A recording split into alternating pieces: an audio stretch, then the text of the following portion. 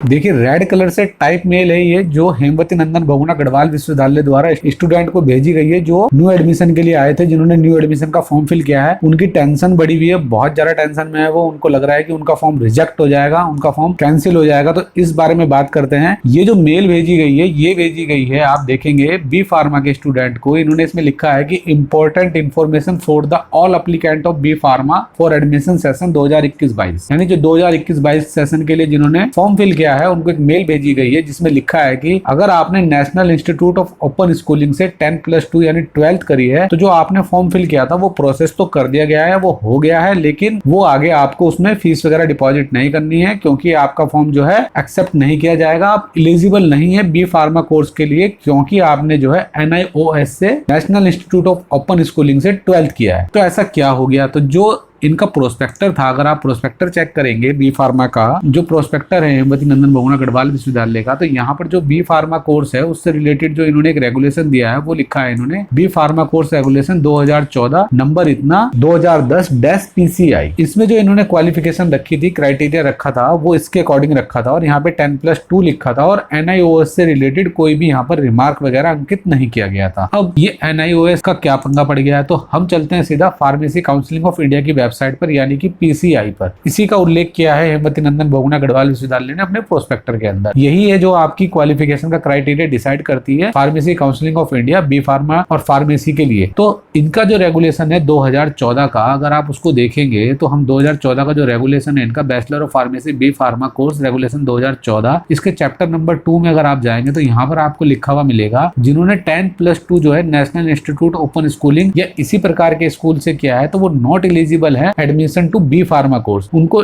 Eligible नहीं माना गया था बी फार्मा कोर्स के लिए। ये 2014 में आया था आपका रेगुलेशन, लेकिन इसके बाद एक अमेंडमेंट किया गया 2015 में। 16 अक्टूबर 2015 को एक अमेंडमेंट कर दिया गया। उस अमेंडमेंट में क्या किया गया आप वो देख लीजिए। इन्होंने यहाँ पर अमेंडमेंट में कहा था कि जो ये 4th नंबर पर मिनिमम क्वालिफिकेशन का क्राइटेरिया था, जिसमें नीचे बोल्ड में लिखा है कि 10+2 क्वालिफिकेशन यदि आपने NIOS से करी है तो आप नॉट एलिजिबल होंगे बी फार्मा कोर्स के लिए। यहाँ पे लिखा है इन्होंने, इसको इन्होंने चेंज करके कर दिया। आप इसको अब ऐसे रीड करेंगे कि minimum qualification of admission to B pharma course, उसमें से ये जो नीचे का जो बोल्ड वाला पोर्शन था NIOS वाला, वो हटा दिया गया था और इसमें लिख दिया गया था कि भाई अब जो NIOS वाले स्टूडेंट हैं वो भी बी फार्मा वगैरह कर पाएंगे, वो एलिजिबल होंगे इसके लिए। लेकिन अब क्या हुआ कि ये चेंजेस करने पड़े। तो जो PCI की जो वेबसाइट है उसमें जो है आप पहले नंबर पर अगर ऑर्डर देखेंगे जो 27 सितंबर 2021 को किया गया है, यानी अभी करंट में ही एक ऑर्डर किया गया है, इन्होंने इसके अंदर लिखा है to strictly follow the prescribed qualification for admission to pharmacy course under the pharmacy act 1948, यानी कि 1948 के तहत जो भी उसके अंदर क्वालिफिकेशन का क्राइटेरिया है उसी के अकॉर्डिंग आपको बी फार्मेसी में एडमिशन देना है। तो आप इस लेटर को खोल लीजिए। जब इसको ओपन करते हैं, देखिए 27 सितंबर का ये लेटर है, इसका सब्जेक्ट भी यही रखा गया है, to strictly follow the prescribed qualification for admission to pharmacy course under the pharmacy act 1948। जो इसके अंदर इन्होंने कहा है, तो 3 नंबर पॉइंट पे आप जाएंगे तो इन्होंने यहाँ पे लिखा है the bachelor of pharmacy B pharma course regulation 2014, यानी कि बी पॉइंट है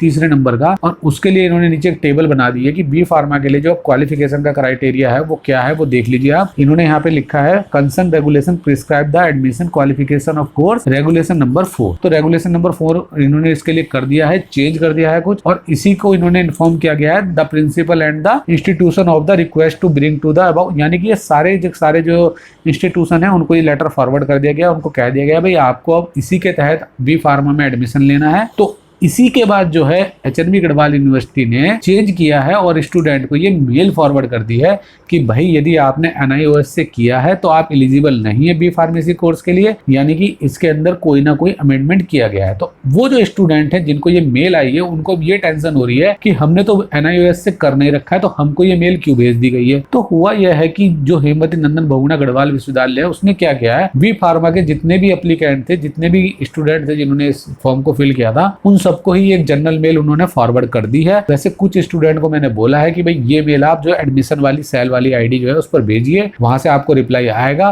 उस रिप्लाई के बाद ही पूरी कंफर्मेशन हो पाएगी कि ये क्या हुआ है, क्यों हुआ है, किस लिए किया गया है। लेकिन फिलहाल इस मेल को देख के यही लगता है ये एक जनरल मेल है जो सारे के सारे जितने भी एप्लीकेंट है बी फार्मा के उनको भेज दी गई है। ये बता दिया गया है यदि आपने 12th NIOS से करी थी तो आप एलिजिबल नहीं होंगे बी फार्मा कोर्स के लिए। तो अभी आप टेंशन मत लीजिए, आप रिलैक्स रहिए, क्योंकि आप अदर बोर्ड से होंगे तो आपको टेंशन लेने की जरूरत नहीं है। चाहे वो राजस्थान बोर्ड वाले हो, चाहे वो सीबीएसई बोर्ड वाले हो, चाहे वो उत्तराखंड बोर्ड वाले हो, उनको टेंशन लेने की कोई जरूरत नहीं है। ये सिर्फ जिन्होंने ओपन स्कूलिंग से अपनी 12th करी है उनके लिए ये नया क्राइटेरिया आ गया है, तो उनको थोड़ा सा सोचना पड़ेगा, उनके लिए ये थोड़ी टेंशन की बात है। ये मेल थी हेमवती नंदन बहुगुणा गढ़वाल विश्वविद्यालय की तरफ से, जिसके बारे में हमने बात करी है। चलिए, थैंक यू। चलिए जाते जाते नमस्कार, सत श्री अकाल, सबा खैर, सब्सक्राइब नोटिस तो कर ही सकते हैं। थैंक यू, धन्यवाद।